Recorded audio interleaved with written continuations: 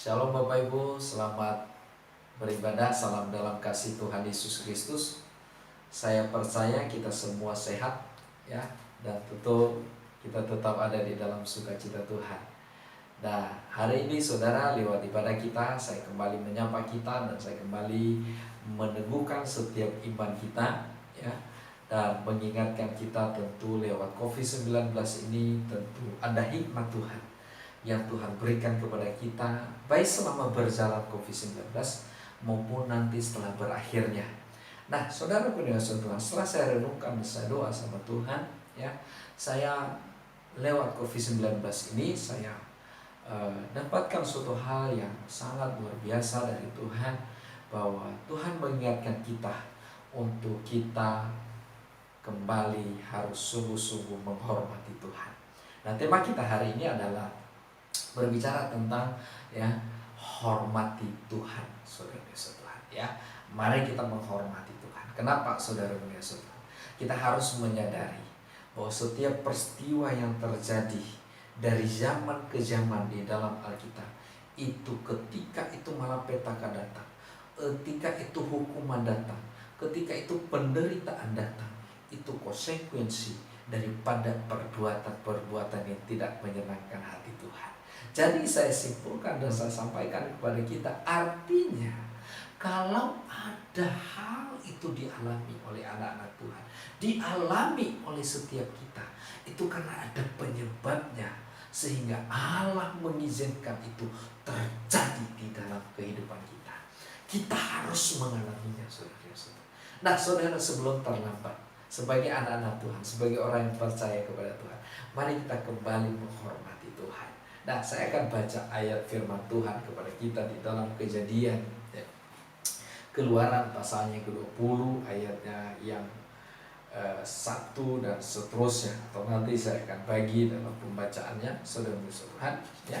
Keluaran pasal 20 ayatnya yang pertama ya, dan selanjutnya kita perhatikan firman Tuhan. Firman Tuhan berkata begini ya. Perikopnya di sana adalah 10 firman. Lalu Allah mengucapkan segala firman ini. Akulah Tuhan Allahmu yang membawa engkau keluar dari tanah Mesir. Perhatikan baik saudara-saudara Tuhan.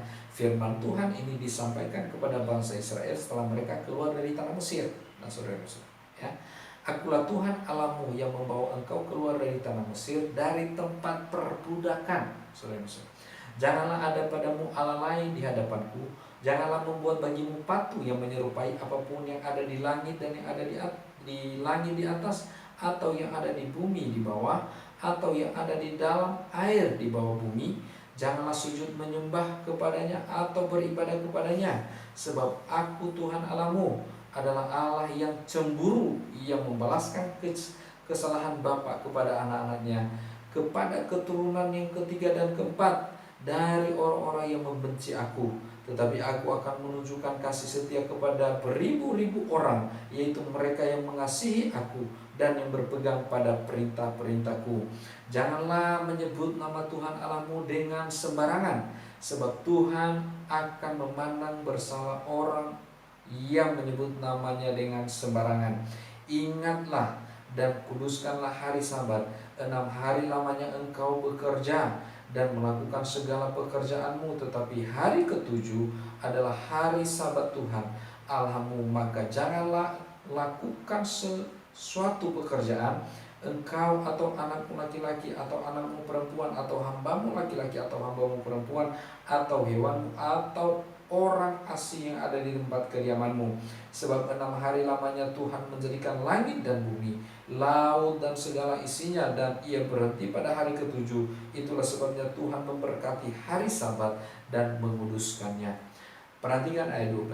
Hormatilah ayahmu dan ibumu supaya lanjut umurmu dan di tanah yang diberikan Tuhan Allah kepadamu, Allahmu kepadamu. Janganlah membunuh, janganlah berzina, janganlah mencuri, janganlah mengucapkan saksi dusta tentang sesamamu, janganlah mengingini rumah sesamamu, janganlah mengingini istrinya ya, atau hambanya laki-laki atau hambanya perempuan, atau lembunya atau keledainya, atau apapun yang dipunyai sesamamu.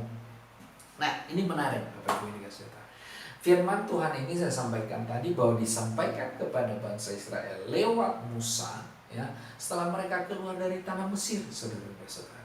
Langsung Tuhan peringati mereka. Artinya, saudara, kalau kita memperhatikan dengan baik, kenapa bangsa Israel mereka sampai kepada pembuangan di tanah Mesir? Artinya 10 firman ini sebelumnya mereka langgar. Ya, mereka langgar. Artinya mereka melakukan, Tuhan bilang hormati ayahmu, mereka tidak menghormati ayah mereka. Hormatilah ibumu, mereka tidak menghormati ibu mereka. Saudara-saudara, ya, jangan membunuh, tentu mereka membunuh. Jangan berzina, tentu mereka berzina sebelumnya, ya. Janganlah engkau mencuri, tentu mereka mencuri. Janganlah engkau mengucapkan saksi dusta, tentu mereka bersaksi dusta. Lalu dia katakan di sana, janganlah mengingini rumah sesamamu, jangan mengingini istrinya, saudara, ya. Ya. Lalu dia katakan di sana, ya, jangan mengingini hambanya atau apapun yang dimiliki oleh sesamamu, saudara. Tentu ini terjadi sebelumnya, sehingga ketika mereka keluar dari tanah Mesir, saudara, langsung Tuhan bilang, Musa sini, sebelum mereka melanjutkan kehidupan mereka, sampaikan kepada mereka firman Tuhan ini. Ya, ingatkan mereka kembali akan perbuatan mereka. Jangan sampai mereka ulang, jangan sampai mereka melakukannya lagi, ya. Dan sebelumnya Tuhan bilang kepada mereka, janganlah mendirikan bagimu Allah lain, patung, saudara-saudara, ya. Lalu dia katakan, hormatilah hari Sabat, ya. Artinya menghormati waktu-waktu yang Tuhan berikan bagi kita, untuk kita harusnya kita bawa, kita persiapkan untuk Tuhan, harusnya kita khususkan buat Tuhan. Tapi kita kebanyakan sibuk dengan urusan kita masing-masing, tentang cucian lah, tentang masak lah, dan lain sebagainya, saudara-saudara, ya, tentang anak lah, bangun telat lah, saudara-saudara, ya, karena tadi malam begadang. Artinya, saudara, kita tidak menghormati hari yang telah Tuhan persiapkan buat kita, untuk kita harus datang menyembah Dia, untuk kita harus datang memuji Dia, untuk kita harus datang membawa persembahan kita kepada Tuhan, saudara. Kita tidak menghormati, ya, sehingga kita 1000 alasan, saudara. Nah, saudaraku dengan saudara, kalau terus menerus seperti itu, akhirnya, saudara, kita menerima sebuah konsekuensi, ya, dan akhirnya membawa kita kepada sebuah penderitaan, membawa kita kepada sebuah perbudakan, saudara. Dan itu yang dialami oleh bangsa Israel, sehingga Tuhan peringatan kepada mereka. Nah, singkat, saudara-saudara, bagaimana menghormati Tuhan? Bagaimana menghormati Tuhan? Menghormati Tuhan adalah hidup dan berlakulah sesuai standarnya Tuhan. Itu cara menghormati Tuhan, ya. Kalau kita mau ibadah, ibadahlah sesuai dengan yang sudah ditentukan. Melayanilah sesuai dengan yang telah ditentukan. Memberilah sesuai dengan apa yang layak diberikan kepada Tuhan. Saudara, lakukan itu, ya, kerjakan itu. Ibadah, persiapkan diri di hadapan Tuhan. Itu bukti bahwa engkau menghormati Tuhan Allahmu, saudara. Ya, menghormati Tuhan Allahmu. Sebab itu, saudara kasih Tuhan, hari ini, saudara, hikmat Tuhan buat kita lewat COVID-19 ini, mari kita kembalikan jati diri kita sebagai orang-orang yang patut harus menghormati Tuhan, dengan hidup dan berlaku sesuai standarnya Tuhan. Saya percaya Bapak Ibu semua, saudara, mampu melakukannya, dan mari kita bergandengan tangan untuk mengerjakannya, sehingga nama Tuhan dipermuliakan dan Tuhan senang melihat kita, saudara-saudara, ya. Lepaskan segala sesuatu yang mengikat hidup kita, lepaskan sesuatu yang menguasai pikiran kita di luar kebenaran firman Tuhan, saudara, sehingga kita hidup dan penuh dengan kemenangan di hadapan Tuhan. Hari ini, saudara, poin yang pertama ini adalah saya mau sampaikan, hormati Tuhan dengan sungguh-sungguh, ya. Hormati Tuhan dengan sungguh-sungguh. Kalau tidak, saudara-saudara, mau berapa lama lagi kita harus dibuang? Mau berapa lama lagi kita harus dikarantina? Mau berapa lama lagi kita harus beraktivitas di rumah? Ya. Nah, hari-hari ini saudara-saudara, mari hikmat Tuhan lewat yang ada. Mari kita kembalikan hormat yang sepatutnya kepada Tuhan, yang selayaknya kepada Tuhan, yang sewajarnya kepada Tuhan, saudara-saudara. Sehingga Tuhan melihat kita, ini orang-orang yang aku cari, ini orang-orang yang aku mau, saudara. Yaitu generasi-generasi yang menghormati Tuhan. Perhatikan baik, saudara. Lewat menghormati Tuhan, kita pulihkan generasi yang menghormati Tuhan. Tuhan bilang, Dia akan membalaskan perbuatan orang tuanya kepada generasi ketiga dan keempat. Artinya saudara-saudara, ya, 4 generasi akan menerima akibat perbuatan kita. Kalau kita tidak menghormati Tuhan sekarang ini, maka anak kita, saudara-saudara, maka cucu kita dan buyut kita, cicit kita akan mengalami konsekuensi dari perbuatan kita, akan mengalami hukuman dari perbuatan kita, saudara-saudara. Saya percaya tidak ada satupun di antara kita mau seperti itu. Tapi ini firman Tuhan, saudara.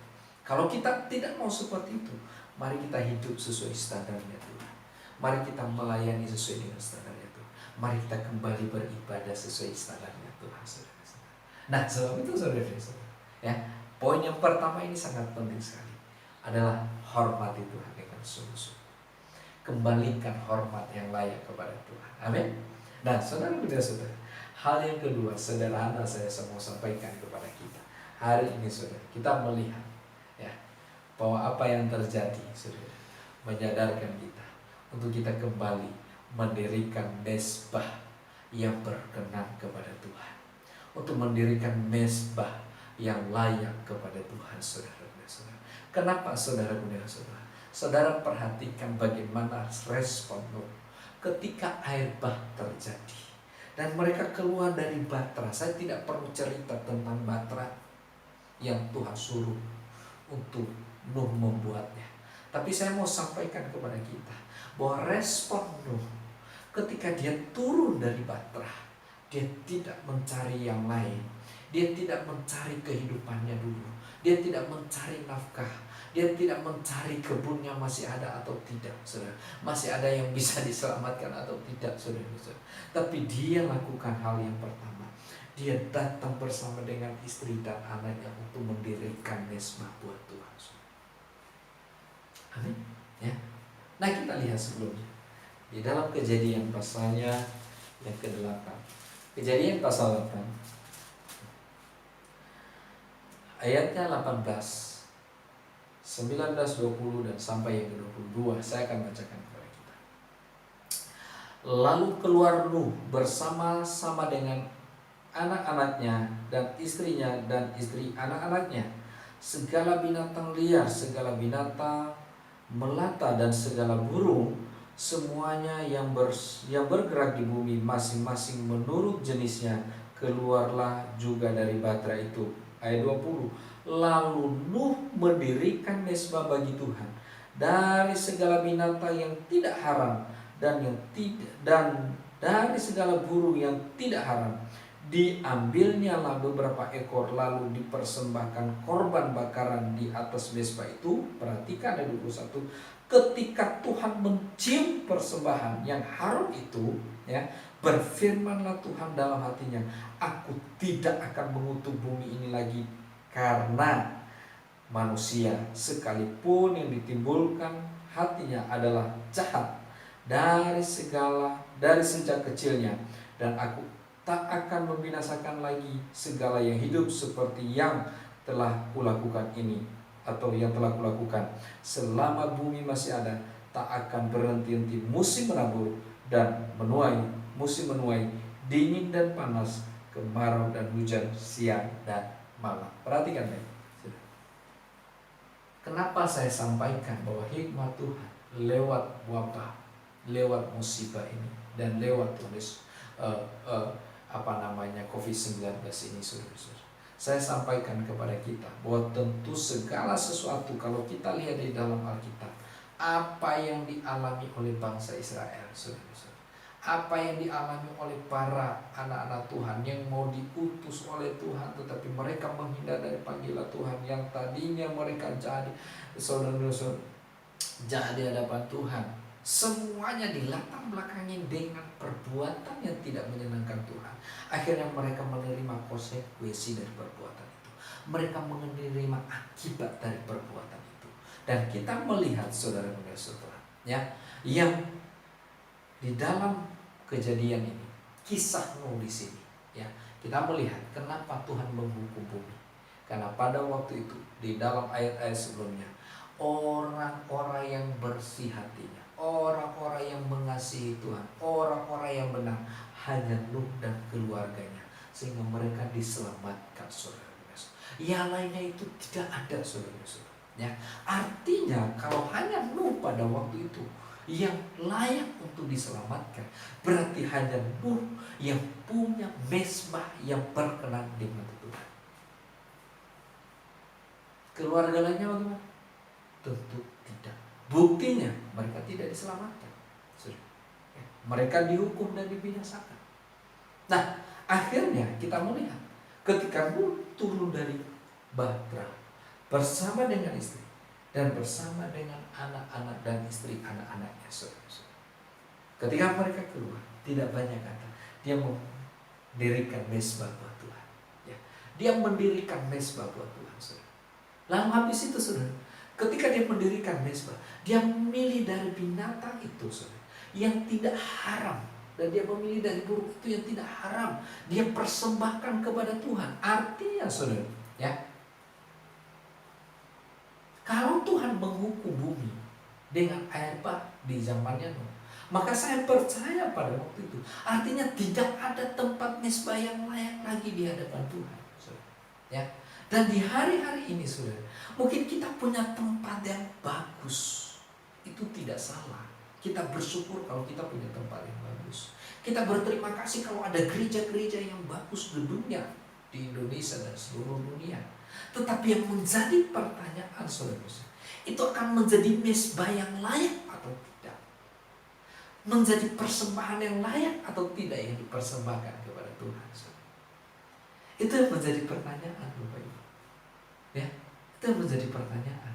Nah, hidup kita, saudara-saudara, ya, sebagai anak-anak Tuhan, mari kita menyadari, saudara, bahwa kembalikanlah persembahan sesuai dengan yang layak kepada Tuhan. Kembalikanlah ibadahmu kepada Tuhan sesuai dengan yang layak kepada Tuhan. Dirikanlah mezbah kepada Tuhan, saudara. Ya, dirikanlah ibadah kepada Tuhan dengan ibadah yang layak kepada Tuhan, saudara. Ya, saudaraku dikasihi Tuhan, ibadah bukan tempat kita untuk sembrono, tapi datanglah dengan melayani Tuhan, datanglah dengan ibadah, dengan masuk mezbah Tuhan, dengan cara yang pertama tadi menghormati Tuhan, dan buatlah mezbah itu menjadi layak dia berdiri, karena engkau hidup layak di hadapan Tuhan, saudara-saudara. Ya, karena engkau layak hidup di hadapan Tuhan. Buatlah tempat ibadah itu, saudara, dengan menjadi tempat ibadah mezbah yang layak untuk dibawa korban persembahan. Buatlah tempat ibadah itu dengan engkau membawa persembahan yang layak di hadapan Tuhan, saudara-saudara. Sehingga ketika Tuhan melihat hidupmu dan melihat apa yang engkau persembahkan kepada Tuhan, ya, entah lewat mungkin persepuluhanmu, entah mungkin lewat persembahanmu, ucapan syukur, atau dengan engkau memberkati pendetamu, ya, memberkati gembalamu, saudara-saudara, ya, atau hamba Tuhan yang ada dalam gerejamu, saudara-saudara, ya, itu menjadi sebuah persembahan yang layak. Dan ketika Tuhan melihat persembahanmu yang layak itu, saudara-saudara, membuat Tuhan berkata, dia menyesal telah mendatangkan musibah, telah mendatangkan sebuah hukuman, saudara. Dan Tuhan berjanji, aku tidak akan mengulangnya lagi, saudara. Ya, aku tidak akan mengulangnya lagi. Saya percaya, saudara, hari-hari ini sedang kehilangan ini di hadapan Tuhan. Sebab itu, saudara-saudara, Tuhan izinkan kita untuk mengintrospeksi diri, lewat ibadah di rumah, lewat kita bersekutu di rumah, bersama dengan keluarga, bersama dengan anak saudara-saudara. Sehingga kita kembalikan mezbah yang sesungguhnya di hadapan Tuhan, untuk kita dirikan kepada Tuhan, saudara. Ya, untuk kita dirikan kepada Tuhan. Nah, hari ini saudara, lewat ibadah kita, mari saudara, kita dirikan mezbah yang menyenangkan Tuhan. Kita membawa persembahan yang dapat memuliakan dan menyenangkan hati Tuhan, yang Tuhan merasa ketika Dia melihat, ketika Dia mencium persembahan itu, saudara, menyenangkan hati Tuhan, membuat Tuhan bahagia melihat kita, melihat Bapak Ibu, dan melihat saya. Nah, hari ini saudara, poin yang kedua ini adalah mendirikan mezbah yang berkenan kepada Tuhan, mendirikan mezbah yang layak untuk Tuhan, dengan membawa persembahan yang layak buat Tuhan, saudara. Nah, saudara-saudara, saya percaya ini akan menjadi sebuah waktu kita untuk bisa memulihkan segala kondisi keadaan kita yang tidak baik ini menjadi sebuah keadaan yang layak di hadapan Tuhan setelah COVID-19 ini. Karena COVID-19 ini memproses hidup kita, saudara. Ya, memproses hidup kita, memproses pikiran kita, memproses hati kita, dan memproses segala sesuatu dalam hidup kita. Nah, saudara, ini poin yang kedua. Poin yang ketiga, saudara-saudara, perhatikan baik, adalah sederhana. Ketika kita hidup menghormati Tuhan, dan kita hidup membangun mezbah yang berkenan kepada Tuhan, maka poin yang ketiga, saudara-saudara, mari kita hidup di dalam kekuatan Tuhan, saudara-saudara. Artinya, saudara-saudara, ya, kita perlu penyertaan Tuhan, ya, kita perlu tuntunan Tuhan, kita perlu terus mengandalkan Tuhan dalam hidup kita, ya. Nah, saudara-saudara, banyak orang, saudara-saudara, ketika mereka hidup di dalam suatu hal yang merasa, saudara-saudara, segala sesuatunya sudah aman, sudah bagus, sudah damai, dan sudah enak, saudara-saudara, ya, di sini sering terjadi kesalahan. Mereka lupa Tuhan, saudara-saudara. Mereka tidak mengandalkan lagi Tuhan. Mereka tidak berharap lagi kepada Tuhan, tetapi percaya kepada saya. Lewat apa yang kita alami hari-hari ini, saudara-saudara, mengajarkan kita untuk kita mengandalkan kekuatan Tuhan. Karena kekuatan Tuhanlah yang mampu membuat kita bisa melewati segala sesuatunya di dalam hidup kita. Sebab itu saya ingatkan kembali, saya pernah baca di waktu-waktu bulan lalu di dalam Yesaya pasalnya yang ke-40 ayat 31, saudara-saudara, ya. Ayat yang ke-31 berkata begini: tetapi orang-orang yang menanti-nantikan Tuhan mendapat kekuatan baru. Mereka seumpama raja wali yang naik terbang, dengan kekuatan sayapnya mereka berlari dan tidak menjadi lesu, mereka berjalan tidak menjadi lelah, saudara-saudara. Artinya, kalau kita menghormati Tuhan, kita membawa dan mendirikan mezbah yang berkenan kepada Tuhan, kita adalah orang yang sedang menanti pertolongan Tuhan memulihkan keadaan kita, saudara-saudara. Dan akhirnya Tuhan bilang, mereka akan mendapatkan kekuatan yang baru. Sehingga ketika kita mau berjalan di dalam wabah virus corona ini, menjalani hidup kita sehari-hari, Tuhan bilang, engkau berlari pun engkau tidak akan pernah lelah. Walaupun mungkin saat ini saya percaya Bapak Ibu, ya, ini kita mengalami beberapa dampak dalam hidup kita. Kita mengalami dampak dari sosial kita, ya. Kita mengalami juga dampak dari ekonomi kita. Mungkin Bapak Ibu hari-hari ini, aduh Tuhan, mulai rekening gue mulai berkurang, ya. Saldo gue mulai berkurang Tuhan, ya.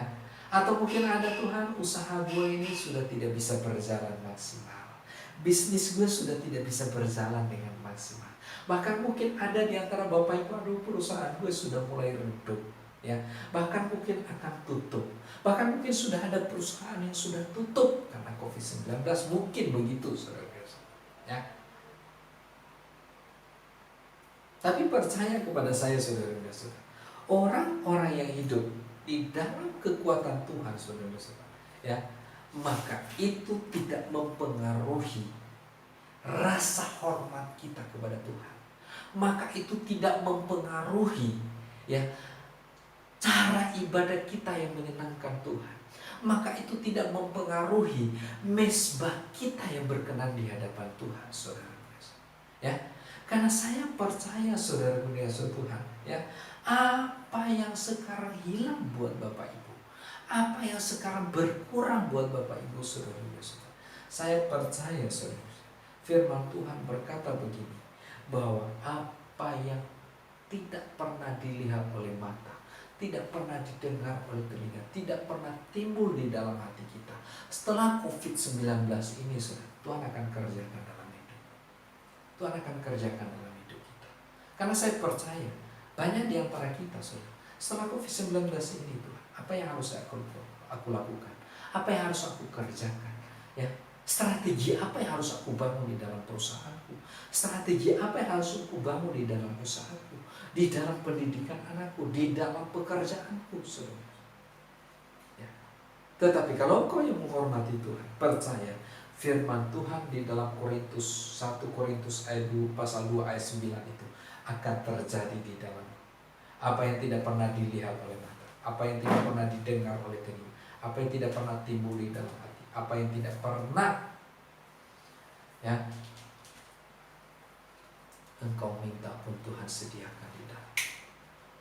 Nah, hari ini saudara, sebab itu di dalam kelelahan kita, di dalam keputusasaan kita, di dalam mungkin saudara kekhawatiran kita, yang akhirnya saudara timbul kecemasan, timbul kekhawatiran, timbul kekacauan, timbul ketakutan saudara saudara, ya, membuat kita akhirnya takut, khawatir, cemas, ya saudara. Nah, percaya saudara, saya mau sampaikan kepada kita, ada kekuatan Tuhan menyertai kita. Yeremia melayani Tuhan hampir separuh hidupnya tidak ada hasil, 45 tahun, 40 tahun dia melayani tidak ada hasil, dan dia saudara, dia berseru kepada Tuhan. Dia mau berkata, aku tidak mau cerita lagi tentang Tuhan, tapi Tuhan, dia katakan begini, ada api yang menyala-nyala di dalam hatiku, aku mau menahannya tapi aku tidak sanggup untuk menahannya. Artinya saudara, saya percaya orang yang berjalan di dalam kekuatan Tuhan, maka ada api Roh Kudus menguatkan, menyemangati kita, ya, di dalam segala sesuatunya dalam hidup kita, sehingga kita bukan menjadi orang yang kalah, tetapi kita akan menjadi orang yang semangat untuk menyelesaikan segala sesuatunya walaupun dalam keterbatasan kita. Nah, hari ini saudara, sekali lagi, hiduplah menghormati Tuhan. Di firman Tuhan yang saya dapat sampaikan kepada kita, sehingga kita akhirnya mampu mendirikan mezbah yang menyenangkan hati Tuhan dan membawa persembahan yang menyenangkan Tuhan, dan juga kita mampu saudara Tuhan untuk menjadi orang-orang yang berjalan di dalam kekuatan Tuhan dengan menanti pertolongan Tuhan, dan juga kita akan berjalan dengan kekuatan yang dari dalam yang Tuhan berikan, yaitu kuasa Roh Kudus. Mari Bapak Ibu, saya akan berdoa buat kita lewat ibadah kita, sehingga kita juga mampu memulihkan generasi-generasi kita berikutnya menjadi generasi-generasi yang menghormati Tuhan. Terima kasih Tuhan Yesus, kami bersyukur dan kami memberkati seluruh anak-anak Tuhan yang mendengar pesan Tuhan hari ini. Biarlah nama Tuhan dipermuliakan dan keadaan mereka dipulihkan, menjadi orang-orang yang menghormati Tuhan, dan menjadi anak-anak Tuhan yang mendirikan mezbah buat Tuhan, yang membawa persembahan kepada Tuhan dan menanggalkan setiap dosa yang mengikat hidup mereka, dan juga menjadi orang-orang yang hidup di dalam kekuatan yang dari Tuhan bersama dengan kuasa Roh Kudus. Di dalam nama Tuhan Yesus, Tuhan memberkati kami semua dan menyertai kami semua di dalam nama Bapa, Putra, dan Roh Kudus. Haleluya. Amin. Puji nama Tuhan. Tuhan memberkati kita semua. Shalom.